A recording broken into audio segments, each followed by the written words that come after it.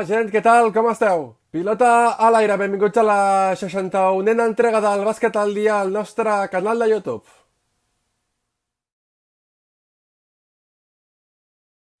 L'ACB ha arrencat la seva recta final, el bàsquet ha tornat a les nostres vides molts dies després i ho ha fet amb una primera victòria del Barça 96-92, treballada, suada i patida victòria dels blaugrana contra una penya que en cap moment s'ha donat per vençuda, remant contracorrent durant tots els minuts amb un 16-2 a sortida que de fet semblava que el Barça ja podria posar terra pel mig amb un gran claver, també destacar la feina de Cory Higgins, però l'aparició de Pep Busquets i també d'Oliver Stevich, el verd i negre canviaria la tendència del partit arribant al final del primer quart amb un ajustat 21-17. En el segon quart, però, el Barça tornaria a ensenyar múscul i talent, arribant al descans amb una còmoda renta per 44-30 després d'un 23-13 de parcial, 14 punts de diferència que es convertirien en 17 al final del tercer quart. Però en els últims 10 minuts la Baby Penya amb els 7 canterans, Arostegui, Zagars, Dimitrijevic, Ventura, Parra, Parrado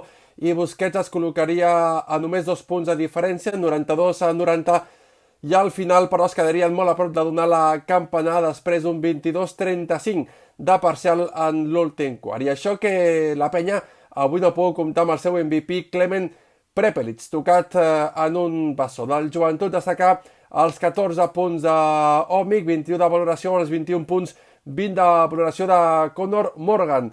Pel que fa al Barça, sense Eurtel, Roland Smith i Sergi Martínez, per decisió tècnica, ni Pau Ribas, que avui no ha pogut estar amb els seus companys perquè ha estat pare. Des d'aquí, òbviament, les nostres felicitacions. Destacar els 16 punts, 21 de valoració de Mirotic, 12 de Claver, 11 de Higgins i també 11 de Hanga, d'un partit on Kevin Pangos ha tornat a reaparèixer molts mesos després. Doncs arriba el moment d'escoltar la veu dels protagonistes i després del debut en victòria 9-6-9-2 contra la penya, Pešić a la sala de premsa es mostrava així de contundent amb la mentalitat dels seus jugadors. Es un partido donde no podemos decir que falta física, no falta física. Nosotros estamos en buen momento. Esto falta mentalidad, ganar duelos sin defensa. Y esto es que tenemos que mejorar inmediatamente esta noche, no esperar el próximo partido y pensar que aquí existe solo un nombre. Este nombre se llama equipo y esto es que se tiene que demostrar primero en defensa. Y no estoy contento como jugamos sin tercero cuatro. Esta actitud no me gustaba y tenemos que, seguro, no hay muchas cosas que se analizan. Esto es muy claro. Solo si analizas números, 35 puntos en última 10 minutos. Esto es que nosotros, con equipo que se prepara para ganar aquí, esto es que no se puede permitir. Doncs aquí queda aquest malestar evident de Pešić, sempre exigent amb els seus jugadors malgrat la victòria d'aquest dimecres. També podem escoltar dos dels jugadors del Barça, Pierre Oriola y Adam Hanga. Bueno, sobre todo porque era el primer partido, ¿no? Obviamente el más importante ganar los partidos, pero bueno, tenemos que pensar en esto, ¿no? Que aquí, bueno, todos los equipos que no están aquí no están tienen muchas ganas para ganar, ¿no? Y para no levantar las manos, ¿no? Y dejar el partido, así que, bueno, claro que es importante ganarlo, pero tenemos que, bueno, ya esto se ha acabado, pero tenemos que pensar en el próximo partido y cómo podemos mejorarnos en este aspecto.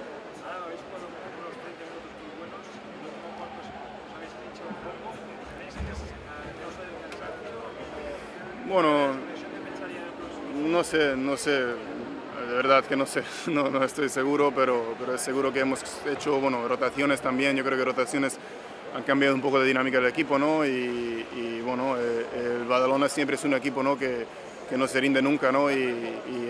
Recordamos muy bien, ¿no? el último partido que hemos jugado contra ellos en su cancha, y ha sido un partido muy parecido, ¿no? Que al final ellos están luchando hasta el final, están jugando con jóvenes y tienen mucho orgullo, ¿no? Pero bueno, como hemos dicho, el más importante que ya tenemos la primera y ahora podemos pensar tranquilamente para el próximo partido.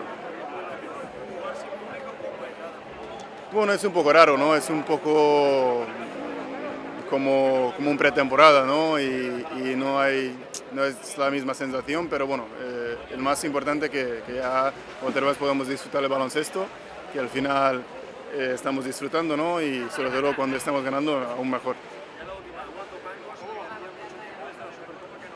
Sí, estamos muy contentos, ¿no? que ya está de vuelta, y espero que va a ayudar mucho, ¿no? Y bueno, obviamente yo creo que poco a poco también va a coger un poco de ritmo, y bueno, ya tenemos un equipo completo.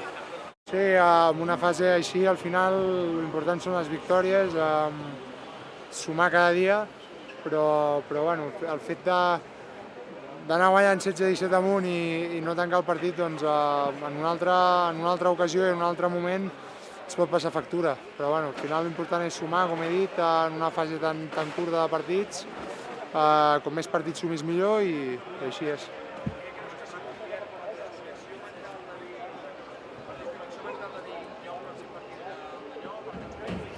No, ha passat ja més d'un cop, a la que anem 16, 17, 18 a dalt, ens relaxem, deixem de fer les coses que portem fent bé, deixem de fer les coses que ens han portat a estar doncs, en aquesta renta de punts, i comencem a inventar. Llavors, al final, doncs, el rival es sent còmode, nosaltres no estem bé a davant, deixem de defensar, deixem de córrer, i aquest és el problema. Bueno, molt estrany, al final és una sensació una mica com d'entrenament, però bueno, al final adaptant-te una miqueta a aquesta nova situació és difícil per tots, i bueno, portar-ho el millor possible.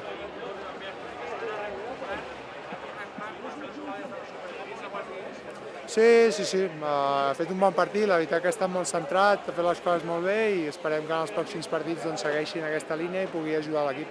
I des de la penya, malgrat la derrota, i com no podia ser d'una altra manera, fan aquesta lectura positiva. Escoltem al técnico Carles Duran. Después de la derrota, lógicamente no estamos contentos, hemos venido a ganar, pero sabiendo del rival y sobre todo de nuestras circunstancias, creo que el trabajo del equipo ha sido de 10.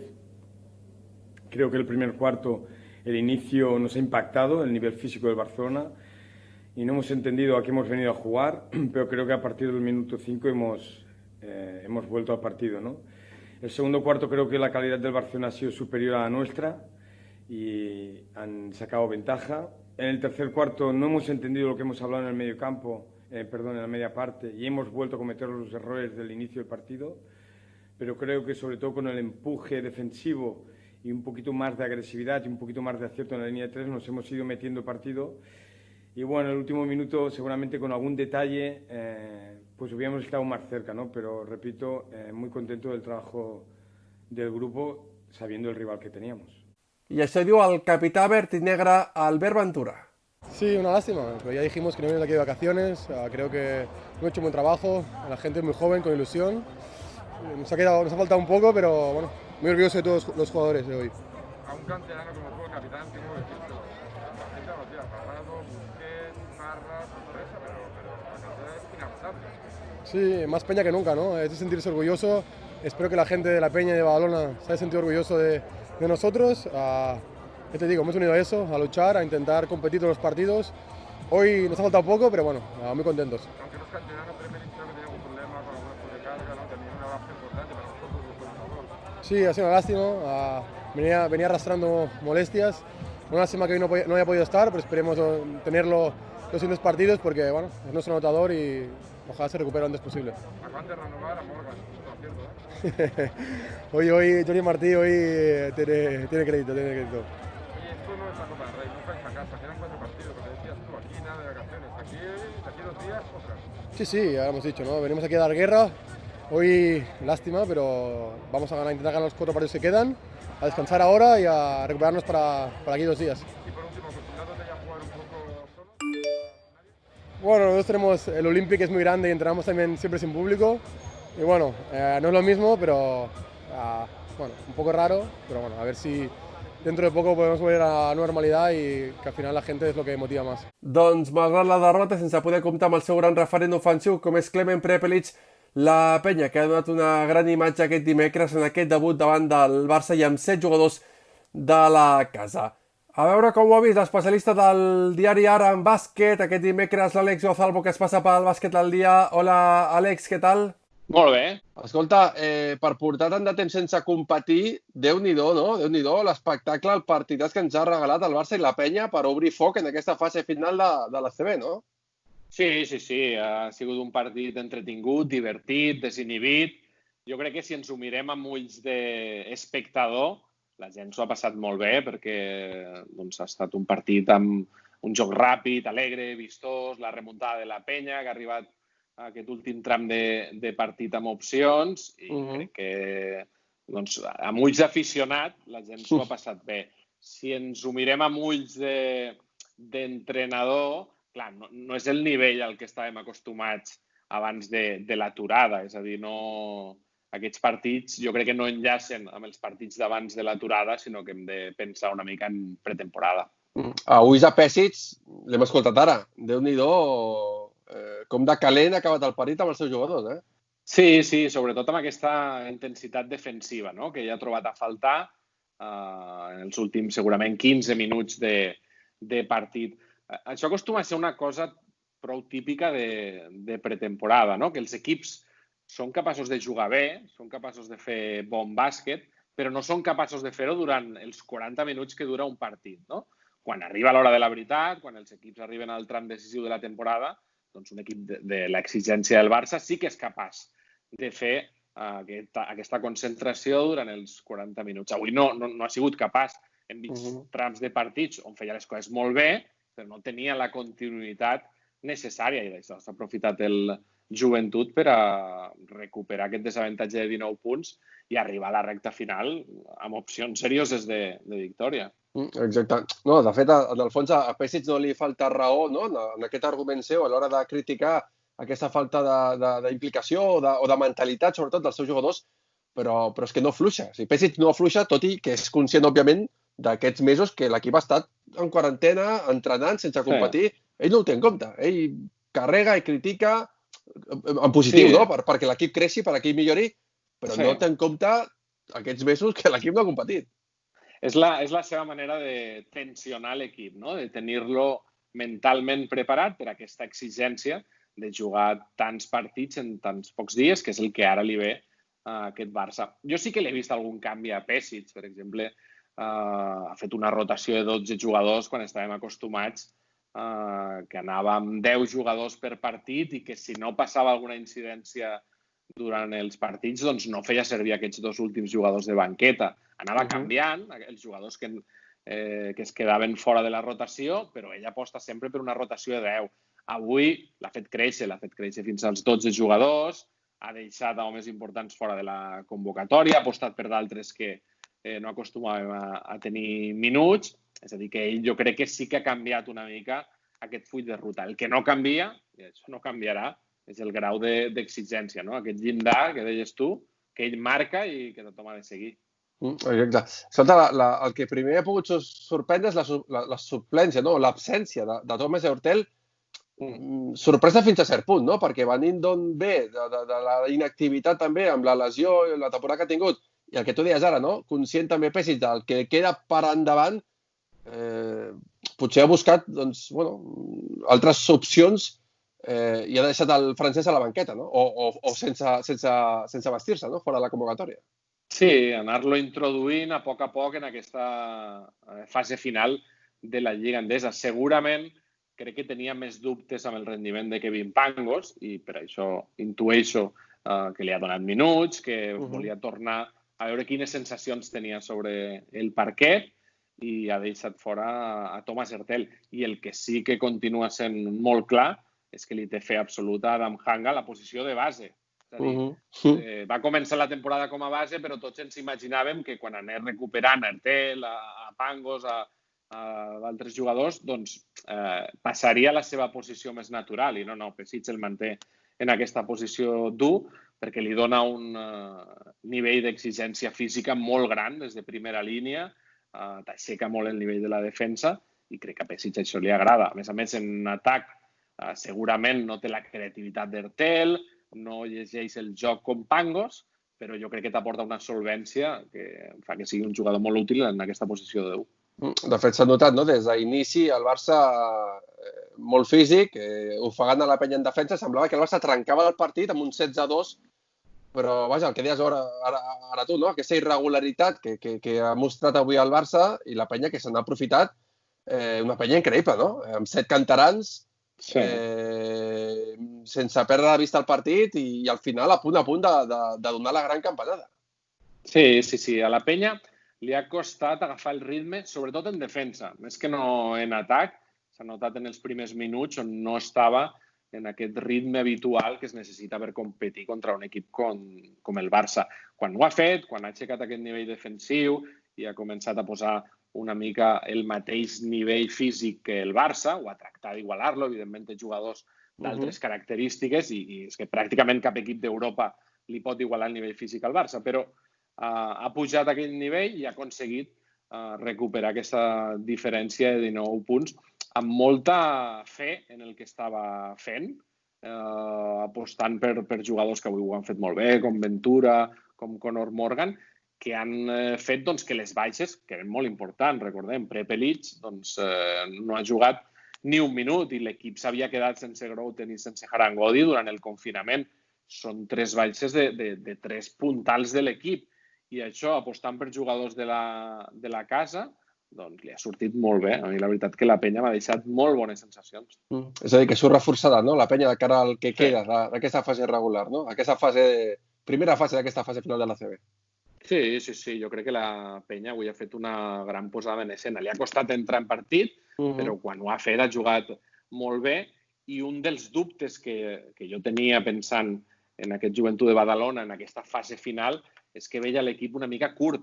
Amb aquestes baixes de les que parlàvem, doncs evidentment ha perdut referències i la rotació se li queda més curta. Però clar, si vas introduint a jugadors com Parrado, a jugadors com Busquets, vull dir que t'allarguen aquesta rotació, Parra, surten a la pista, fan bé les coses, tenen atreviment, entenen perfectament què els demana l'entrenador, no són jugadors que es tornen bojos, vull dir que tenen molt clar què s'espera d'ells i crec que són jugadors que evidentment han d'adaptar-se a una exigència com és la de la Lliga Endesa, però que són jugadors de futur. El torneo del Barça, Àlex, tot i la victòria, però genera certs dubtes de cara al que pugui acabar fent en aquesta fase final de la CB? A mi em generen dubtes tots els equips en aquesta fase final tan atípica, perquè venim d'un període d'inactivitat, no hi havia partits amistosos, per molt que els equips han intentat repetir-los en entrenaments, tractar d'imitar aquestes exigències d'un partit real, no és el mateix. I crec que això ho poden notar. Clar, és una competició on t'has d'anar posant a to a mesura que passen els partits. Pesic avui comparava una mica amb un Eurobàsquet, amb un torneig de seleccions. Estem acostumats a veure com Espanya no comença, per exemple, bé els tornejos internacionals, però va aprofitant aquests primers partits per agafar el to competitiu i arribar a la lluita per les medalles en un gran nivell. Aquest és l'objectiu que té el Barça i que tenen els equips que aspiren a guanyar aquesta Lliga Endesa, d'utilitzar els primers partits per agafar aquest to competitiu i quan arribin els encreuaments de semifinals i final, on et jugaràs les garrofes, poder tenir una versió el més semblant possible a la que tenies fa uns mesos. Doncs veurem com avança el Barça després de la victòria d'avui, també com avança la penya, tot i la derrota, amb les bones sensacions que ha ofert l'equip de Carles Duran.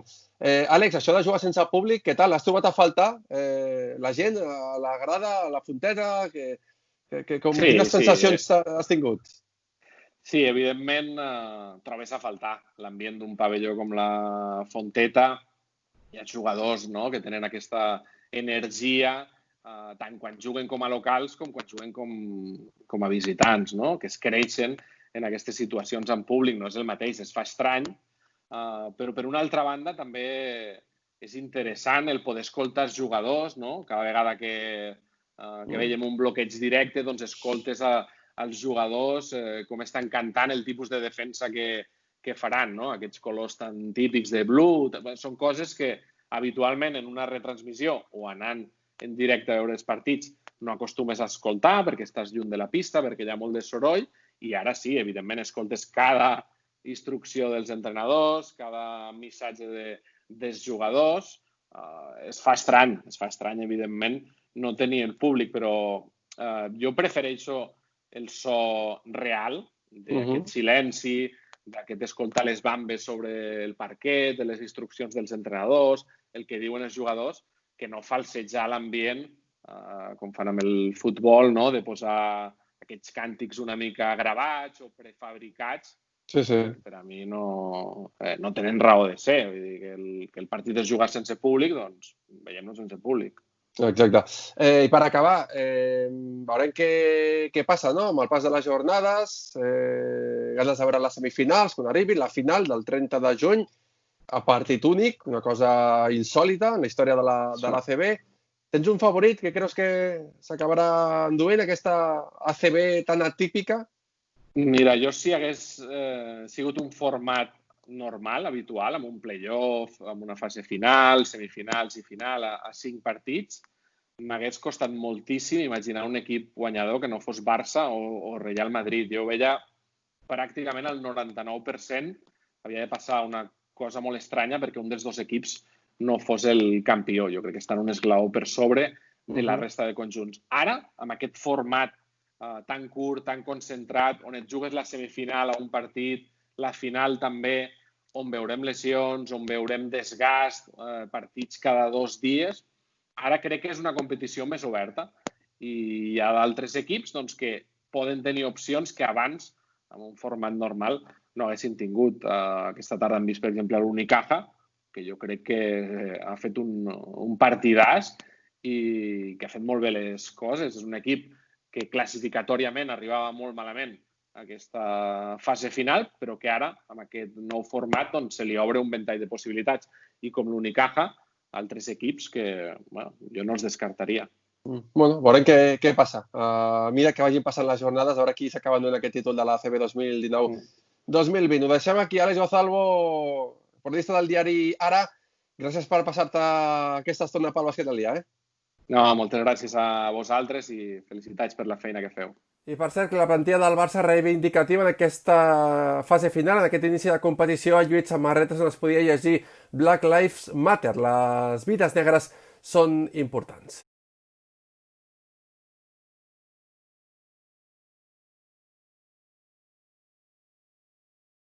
I de cara als partits d'aquest dijous, els primers del grup B, obrirà foc al Morabanc Andorra, que debutarà a 3:15 contra el València Bàsquet. Això diuen des del conjunt del Principat l'entrenador Ivonne Navarro y el jugador Dejan Todorovic.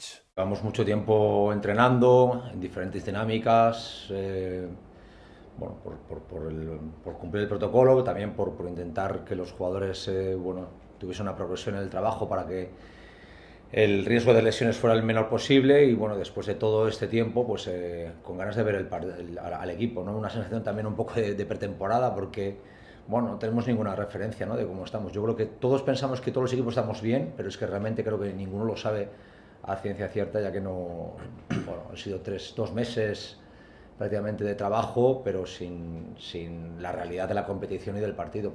Así que sí, con muchas ganas de ver al equipo. Hemos, desde mi punto de vista, tenido suficiente tiempo para prepararnos para estos al menos 5 partidos que nos tocan por delante y yo creo que más o menos estamos bien y lo único que queda es empezar esos partidos y ver las sensaciones que tenemos jugando. I també podem escoltar des del conjunt taronja, des del València Bàsquet, el que diu el seu tècnic Jaume Ponsarnau y el jugador Alberto Abalde. Es que hay más partidos después del primero, o sea que no todo está en el primero, pero sí que evidentemente al ser una competición corta es muy importante, también el primero, también.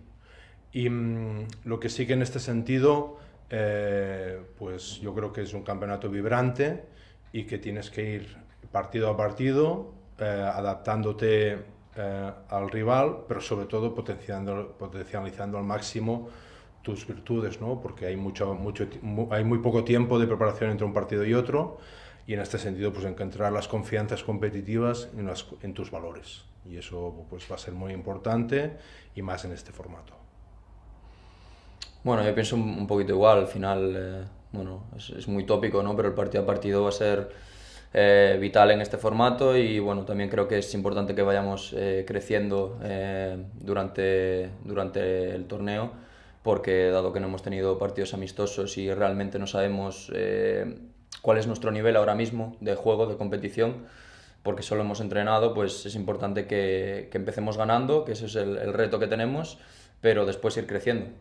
Doncs veurem de què serà capaç demà dijous al Morabanc Andorra sense Diany i sense Dean Mosley. També aquest dijous es jugarà el Casademont Saragossa Sant Pablo Burgos a 2:10. Abans el Madrid debutarà a 2:07 contra l'Herbalife Gran Canària. Els blancs, òbviament, un dels grans candidats a aixecar el títol ACB. Parlen Pablo Lasso y el capitán Felipe Reyes. Yo creo que en el tiempo que ya llevamos trabajando, más la semana aquí, creo que la semana aquí, bueno, pues es diferente. Obviamente no habíamos estado tanto tiempo juntos entrenando, pero en ese sentido yo tengo la sensación de que el equipo ha trabajado muy bien, de que llegamos al torneo, bueno, pues con la incertidumbre del tiempo en el que muchos de los chicos han estado prácticamente sin poder hacer nada o haciendo muy pocas cosas, fuera de una rutina. El último partido pues creo que fue a primeros de marzo.